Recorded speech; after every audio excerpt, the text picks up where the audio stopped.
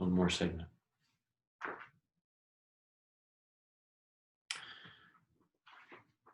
Let's start with a battery and a capacitor. The capacitor is initially uncharged, initially electrically neutral. We've got a new circuit element here. This is a switch that we can close to complete the circuit. The battery could try to move charge now, could try to drag charge from this plate, but then where's it going to put it? There's nowhere over here to store that charge. The only time we can get charge stored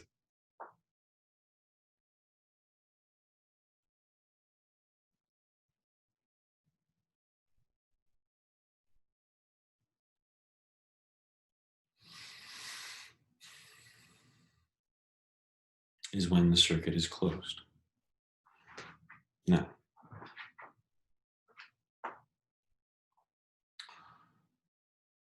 initially, the capacitor is not charged and is essentially like a wire. It doesn't do anything actively in the circuit. It just is there ready to be charged. What that means, if we close the switch, we're sort of saying that at this point, no potential difference is the same point as this, but the battery says, no, they are not. And this is a problem. It's going to result in a spark, a short circuit, something is going to go wrong. This is going to get really hot, really fast, and it's a problem. In order to prevent that from happening, we add a resistor to make sure that we only have so much current flowing.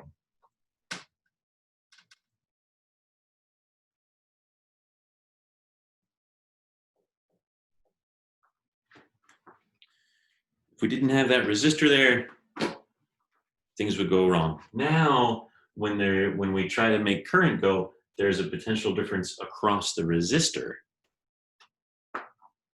so that this point is in fact at the negative terminal, and this point is in fact at a different potential. Because again, right when we close the switch, this point all the way around to here are electrically connected because there is no potential difference between the two plates initially. So this point and this point are at time equals 0 right when we close the switch, electrically the same. If there is a potential difference across the battery, there's got to be a potential difference across the resistor. Otherwise, we're violating energy conservation, and that's bad. So, okay, so we've got the setup here. This is what's going on. We've got an uncharged capacitor. Let's close the switch and turn it on.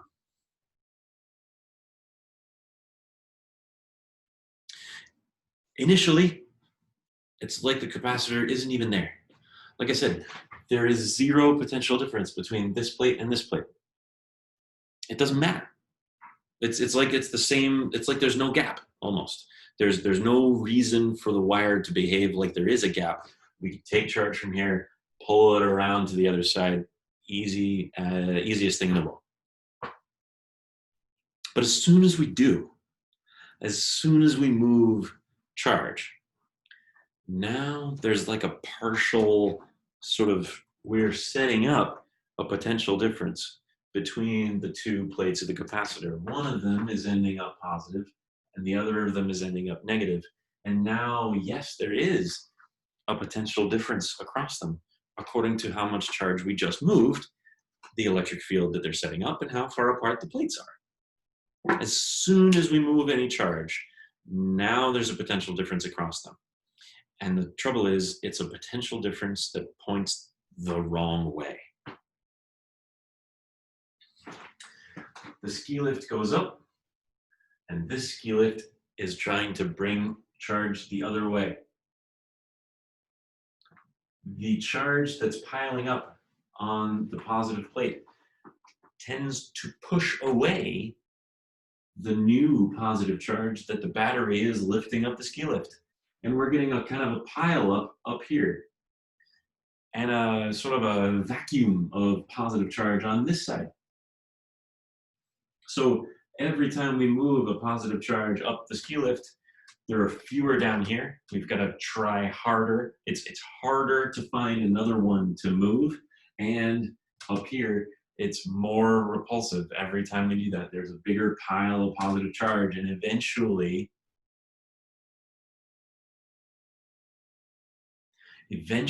we get to a point where the electric potential difference here is the same as the electric potential difference across the battery.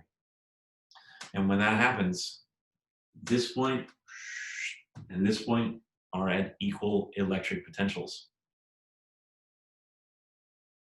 And I can't put another charge up here because it's going to get pushed away. I can't push any harder because the electric potential here is already what the battery says it should be. There's only so much charge we can store according to the capacitance of the capacitor. Said another way, initially, close the switch, the current is the highest it will ever be because the capacitor does not work against us at all. As we charge the capacitor, though, it becomes harder and harder and harder and harder to charge it. So the current, the effective potential difference that the resistor sees is the positive potential difference of the battery less the potential difference across the capacitor, because we've got to trip down the capacitor's ski lift. So yeah, we've got some positive potential difference through the battery, but then there's a negative potential difference according to how much charge we've already moved. The net potential difference that the resistor sees is going to decrease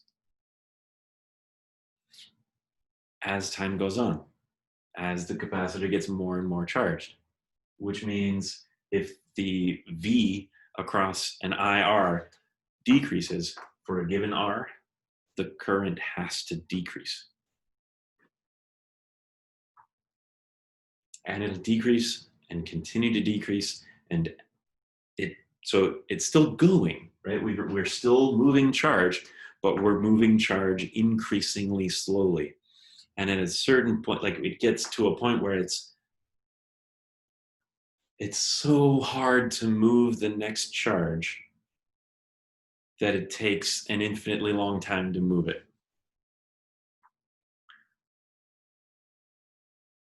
How do we write that?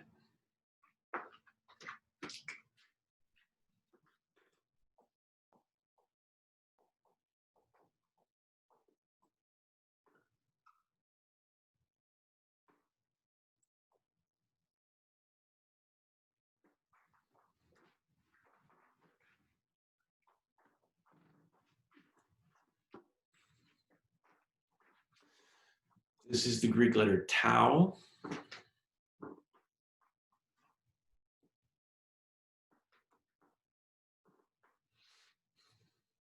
Not super worried about it for right now.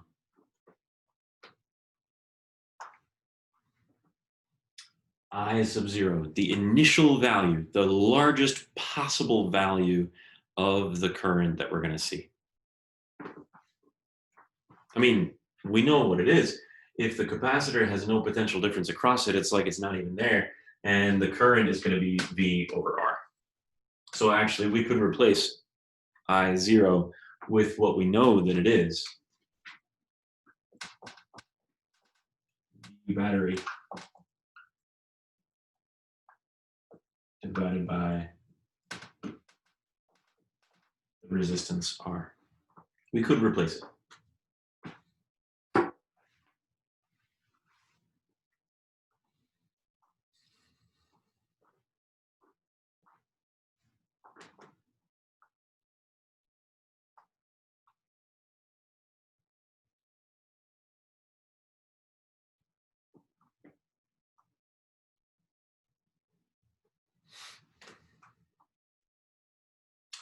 All right.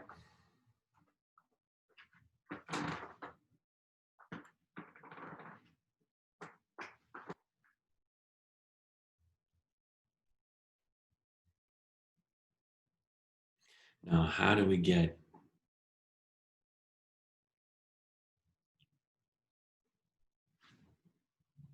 as the current changes, as the current decreases, the potential difference across the capacitor is going to change as we continue to build charge up. But it's also going to change less and less and less slowly. Instead of decreasing to zero, like this exponential expression will, as time goes on, e to the negative very, very large looks like a very, very, very small positive number. Looks like zero. Eventually, the current is going to stop, or at least asymptotically decrease to zero. But what about the potential difference across the capacitor is going to increase asymptotically up to the maximum value, up to the point when the voltage across the battery is the same as the voltage across the capacitor.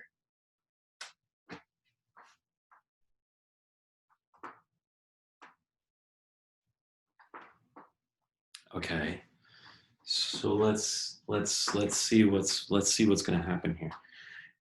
No matter what goes on, the loop rule has to be satisfied, which means that if we start here and go to the right, that the potential difference across the battery minus the potential difference across the capacitor minus the potential difference across the resistor is equal to zero. How do I know that the capacitor is minus? Because we're going in this direction from plus to minus. The electric potential has to decrease on our way through. We're going from an electric potential hill to an electric potential valley. It's got to decrease. All right, so let's solve for the capacitor. V capacitor, we move that to this side, is V battery minus V resistor. Yeah? The potential across the resistor, though, because it's a resistor, V equals IR. That's how we can connect this equation to this one. Because the current through this circuit is passing through that resistor. So if we know the current as a function of time, we know, so this is the resistor resistance times the current through the circuit. Now the battery is constant, whatever it is, but now we can talk about the potential difference across the capacitor as a function of time, because this is a function of time.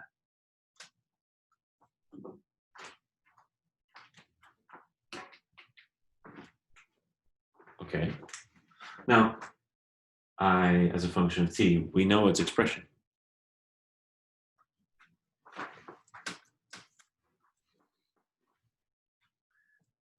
I0 e to the negative t over tau. Again, not sure about tau. Basically, the deal with tau is that experimentally, depending on the values of the different resistors and capacitances, we find that it takes a different amount of time to charge up to a given fraction of the battery potential. How do we account for the differences in time? Well, we got to have some kind of parameter here that depends on the, we'll talk about it. Just, I want to leave it alone for now. Okay, but the initial value of the current, we know what it is.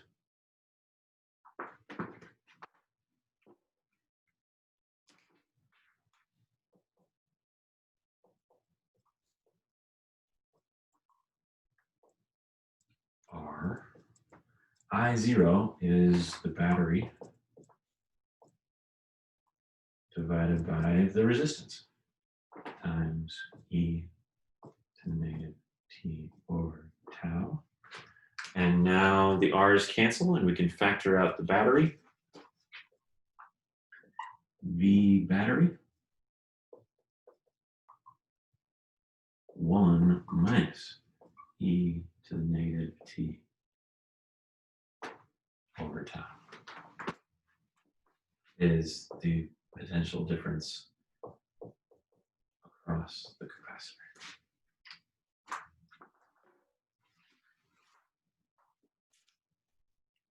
Cool. This is cool. I like this. Okay. This is great.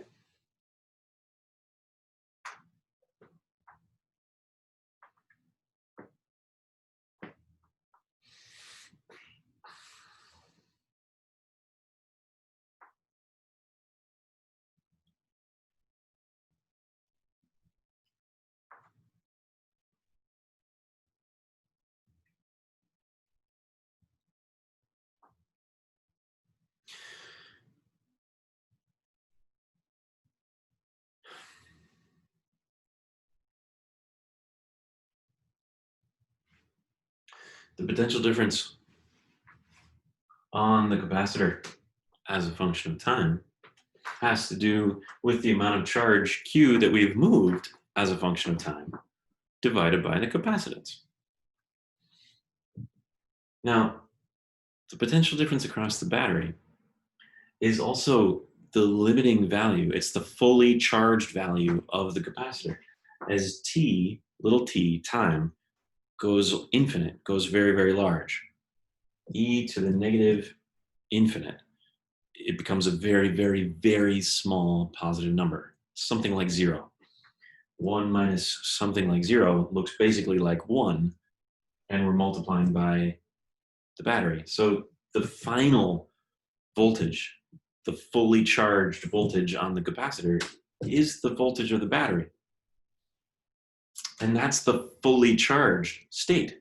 How much total charge can we move? Well, it's according to the total charge on the battery, or the total potential of the battery. So I think we can just write, the potential across the capacitor at any given time is the charge on the capacitor, or the charge magnitude, positive and negative on each plate, divided by the capacitance, which is constant, equals, it's going to be the potential on the battery is the final charge, the final electric potential of the capacitor. So it's the final charge. I'm going to call it, an asymptotic value. The total charge on the, let's say final, on the capacitor divided by the capacitance. That's the potential across the capacitor when it's fully charged.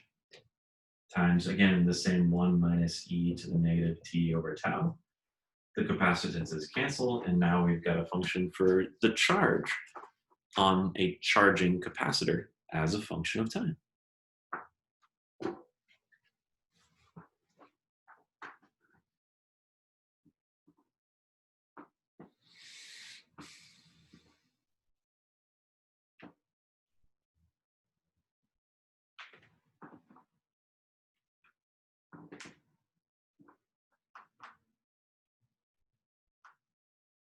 Okay.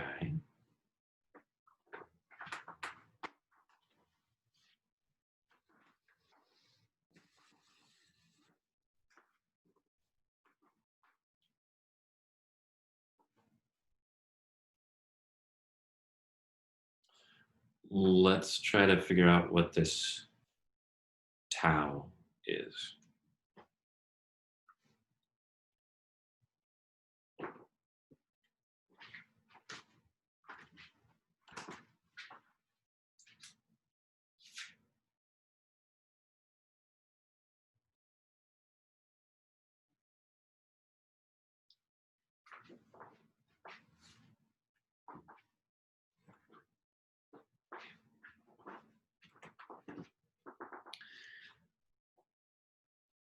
It's defined so that it represents the amount of time that a capacitor takes to reach a particular percentage of its full charge.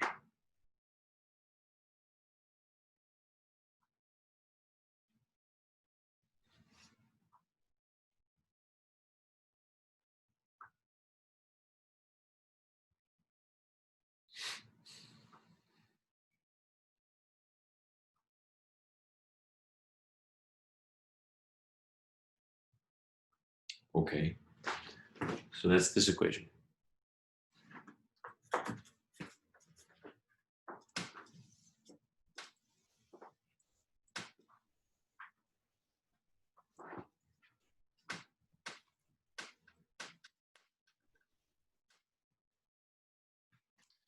We define it so that tau is the amount of time, because the argument of the exponential function should be dimensionless. So it's negative t over tau. Tau has got to be a time, I hope. At least it should have the units of time, which we'll get to in a second. The ratio of the charge that we have to the final charge that we will eventually have. In other words, what percentage charged are we?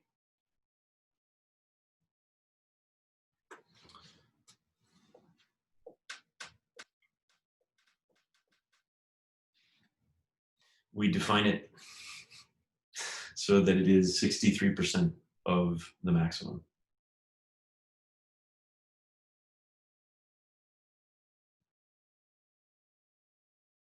Which feels kind of arbitrary.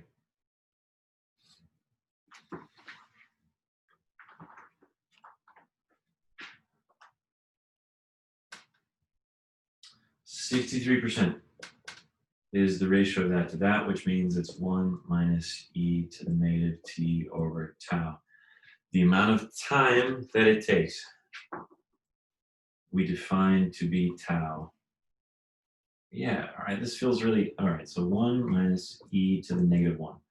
So this is 1 minus 1 over e. 1 over e, e is 2.7, give or take. So this is something close to a third. 1 minus a third is something like 2/3. Yeah, okay. That doesn't tell us anything. I mean, I guess it's a definition, but it doesn't really tell us anything.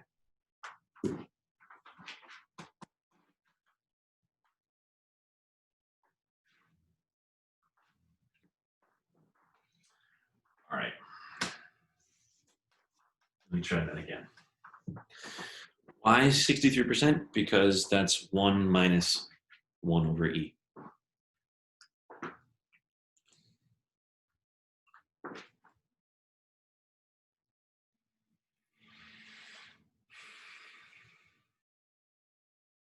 How do we know what it's equal to?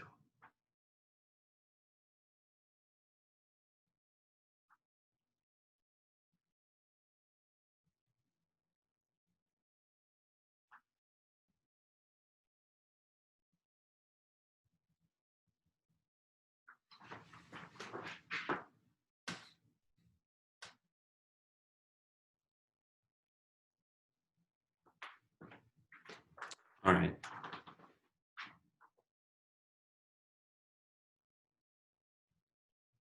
That'll work. Here, I'm thinking that I is always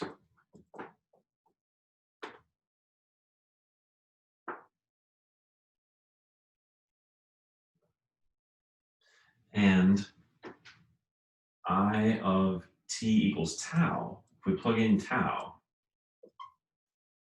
should be this.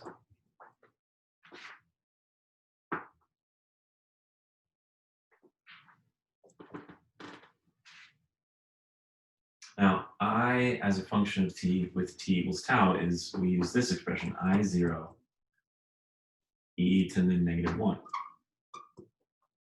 Because if we're plugging in tau for time, we've got negative tau over tau.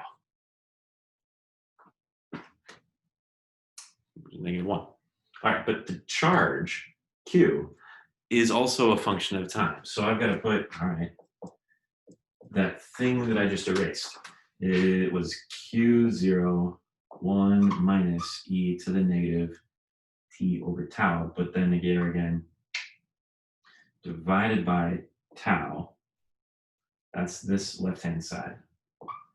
So this equal sign that comes here is I0 e to the negative 1. All right, I0 is V battery over R. V battery over R. And Q0, now that's the fully charged value. The fully charged value is the capacitance times the battery voltage. So that's capacitance C times V battery.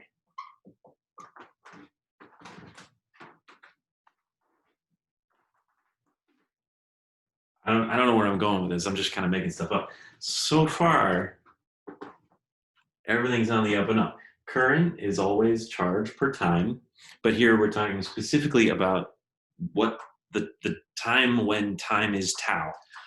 I don't know what tau is yet. That's what I'm trying to get at. But suppose I didn't know what it was. The current at time tau would be that. The charge at time tau would be this numerator, but charge per time needs to be current. So we've got the current and then charge per time. All right. V battery on both sides. Let's cross multiply and get out of fraction land.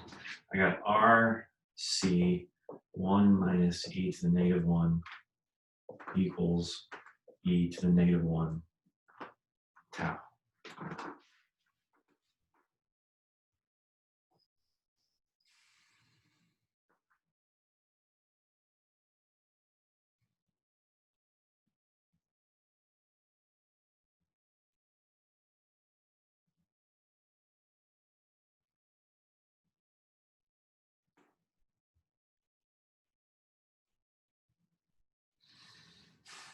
No. It's really close.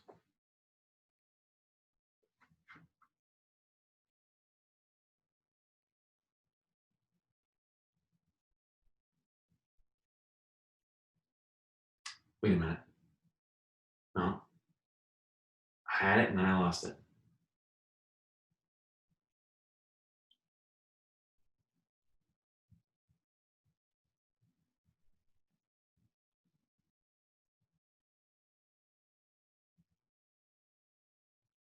It's really close because if we divide by, all right, we got RC times 1 minus RC e to the negative 1 equals e to the negative 1 tau. There's like there's an extra factor in here somewhere, and it's a calculus issue. How can I fix this?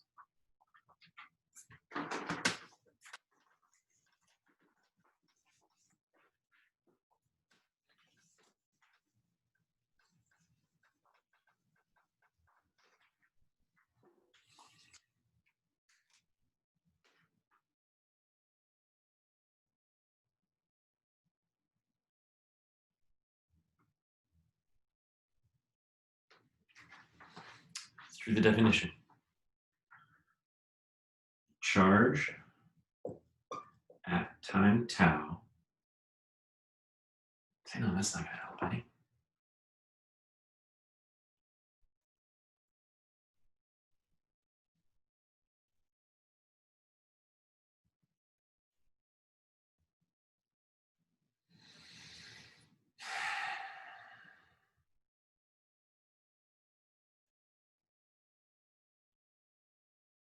So close. I think I just got to tell you at this point.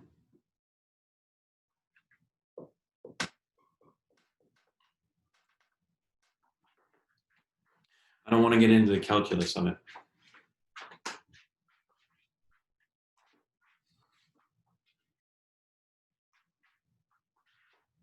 I tell you what, I'll get into it, but in another segment, just for those who are curious about it. Tau, it turns out, is equal to the resistance times the capacitance. How is that the unit of time? How is that a time? We call it the time constant of the RC circuit. How is this units of seconds? Well, all right, well, resistance is ohms, but it's also, because it's also volts per amp. Capacitance is coulombs, right? Capacitance is charge per voltage. So this is coulombs per volt. All right, so the volts cancel.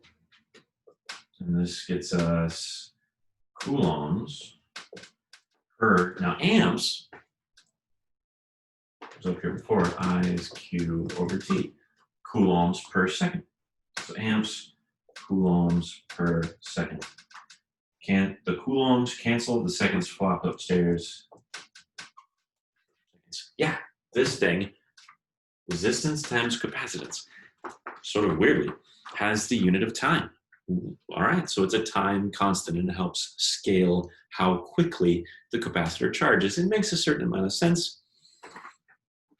Use a greater resistance, there's less initial current, which means it's going to take longer to charge the thing. The time constant is longer. And remember, it's the time constant that tells us how long it takes to get to 63% charged. All right, so the bigger this is, the more time we need to get to 63%, the more time we're going to need to get to fully charged. That's charging a capacitor. Discharging a capacitor, we can almost write by inspection because we have this exponential equipment to talk about it. A fully charged capacitor already has charge Q0. And it's going to discharge so the other part of the puzzle is that we got to take this battery out because the battery is going to keep it fully charged as long as that switch is closed. So actually, I think I got to modify this. Circuit here.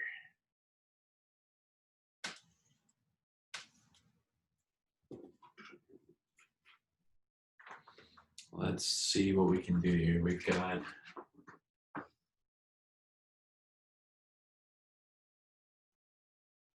we had a battery charging things up.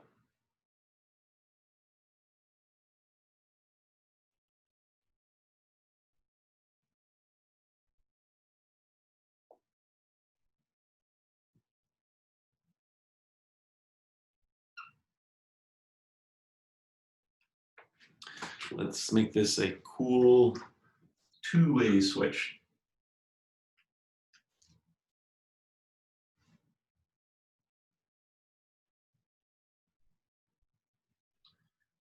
Put the switch in this configuration. Battery, capacitor, resistance. That's what we had a minute ago.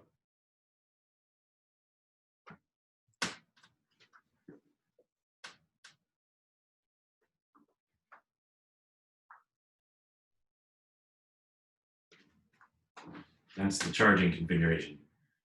Turn that off and put it in this configuration. Now the battery's cut off. It doesn't get to do anything. There's no current. There's no place to get current from. It doesn't get to play. The only loop we've got to send current through is the loop with the capacitance and the resistor. So the charge that we have, we spend pushing current through the resistor. The current is initially very strong because we have a lot of voltage, a battery's worth of voltage stored up, and that pushes through the current, the current pushes through the resistor, and as we do that, we dissipate power. We lose energy. So so the current decreases, just like it did before. But the capacitance, the fact that the voltage is decreasing,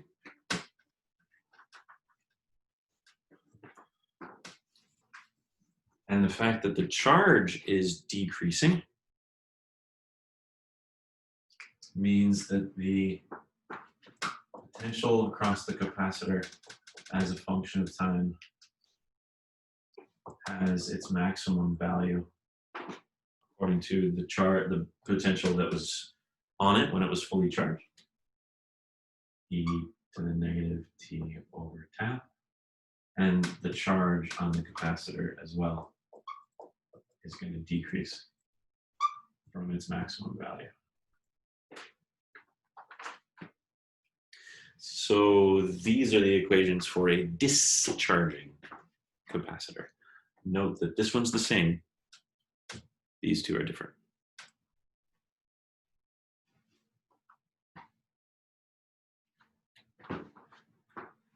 Cool. That's all the required stuff. I got one more kind of bonus segment in case you're curious about why tau is equal to RC.